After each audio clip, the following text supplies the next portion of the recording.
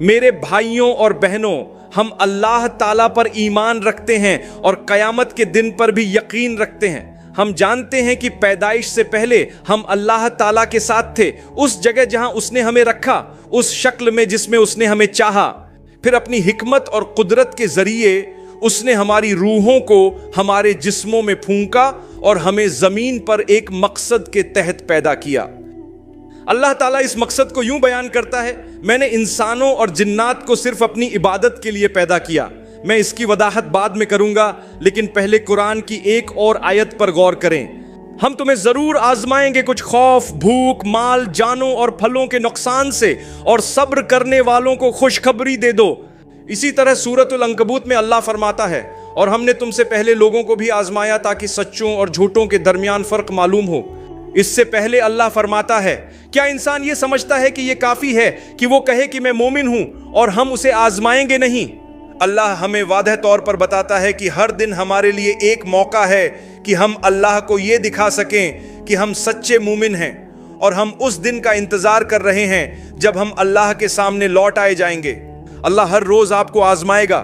یہ آپ کے لیے ایک موقع ہے کہ آپ اللہ کو یہ ثابت کر سکیں کہ جب تک آپ اللہ کی طرف واپسی کے دن کا انتظار کر رہے ہیں، آپ زمین پر اپنی مختصر مدت کے دوران بہترین انسان بننے کی کوشش کریں گے۔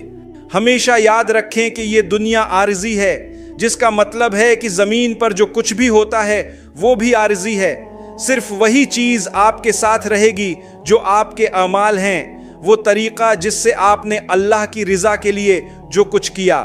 نیک اعمال آپ کے ساتھ آئیں گے اور کئی گنا بڑھ جائیں گے، جبکہ برے اعمال اللہ کی مغفرت کے ذریعے معاف ہو سکتے ہیں یا آپ کے ساتھ چمٹ جائیں گے اور پچھتاوا بن جائیں گے۔ لہٰذا جتنا ممکن ہو سکے اچھے اعمال کریں۔ میرے بھائیوں اور بہنوں، بہت سے لوگ صرف اس وجہ سے ایمان کھو رہے ہیں کہ وہ جن مشکلات سے گزر رہے ہیں ان کو کوئی راستہ نظر نہیں آتا، یہاں تک کہ وہ خودکشی پر غور کرنے لگتے ہیں اور کبھی کبھی اسے انجام بھی دے دیتے ہیں۔ اللہ ہمیں محفوظ رکھے، آمین۔ ایک بات یاد رکھیں، اللہ نے خودکشی کو سختی سے حرام قرار دیا ہے۔ قرآن میں واضح طور پر فرمایا، اور اپنی جانوں کو مت مارو، بے شک اللہ تم پر بہت رحم کرنے والا ہے۔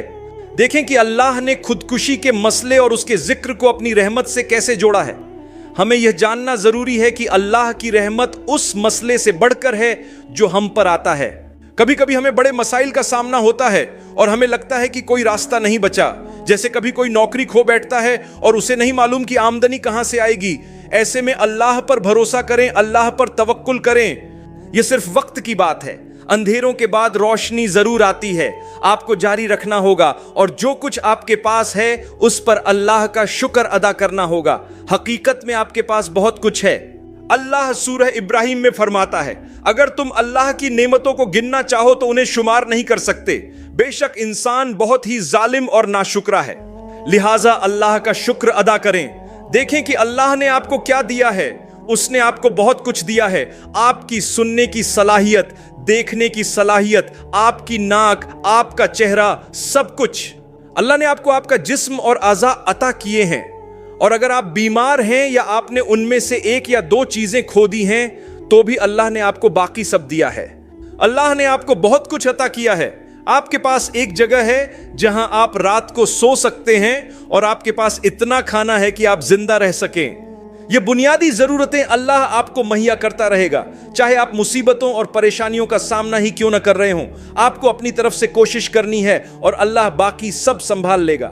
میرے بھائیوں اور بہنوں، یاد رکھیں کہ زندگی میں کوئی بھی مسئلہ ایسا نہیں جس کے لیے ہمیں خودکشی کی ضرورت ہو۔ یہ بالکل عام بات ہے کہ کبھی کبھی انسان کا دل اداس ہو جائے، کبھی زیادہ سوچنے لگے یا تھوڑی سی بے چینی محسوس کرے۔ یہ سب انسانی زندگی کا حصہ ہے۔ اللہ پر بھروسہ رکھیں، سب سے پہلے اللہ پر ایمان رکھیں اور یہ یقین رکھیں کہ اللہ آپ کے معاملے کو حل کرے گا۔ ہر شخص مشکلات سے گزرتا ہے۔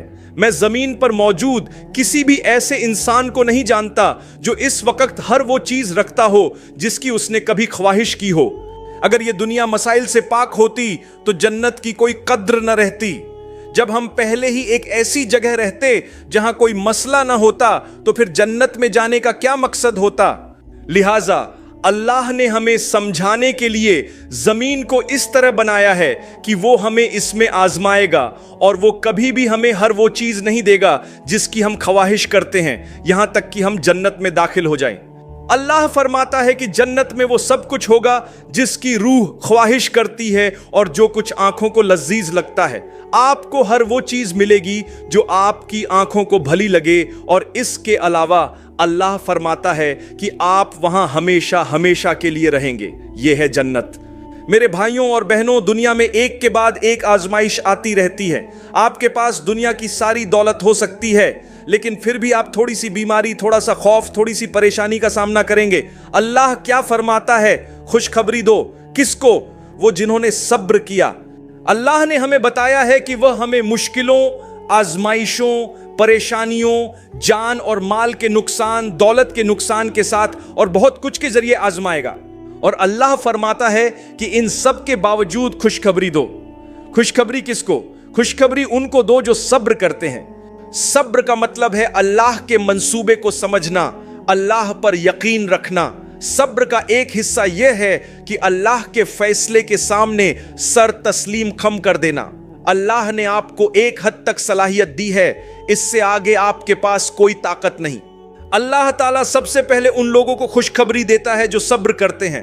अल्लाह मजीद बयान करता है कि जब उन पर मुसीबत आती है तो वह फौरन कहते हैं, हम सब अल्लाह के हैं और हम सब अल्लाह की तरफ लौटने वाले हैं।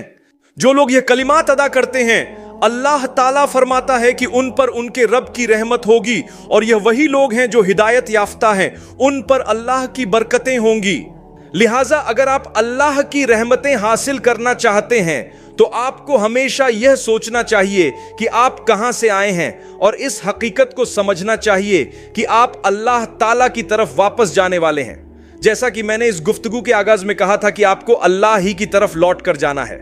यह वापसी किसी भी वक्त हो सकती है, आज, कल, 1 साल बाद, 10 साल बाद, या उससे भी कम या ज्यादा वक्त में। यह सब अल्लाह के इख्तियार में है। मैंने अपनी पैदाइश की तारीख का तयन नहीं किया, न ही ये कि मुझे कहां पैदा होना था या मेरे वालिदैन कौन होंगे। अल्लाह ने यह तमाम इल्म अपने पास रखा है कि मुझे कहां और किस हालत में मौत आएगी।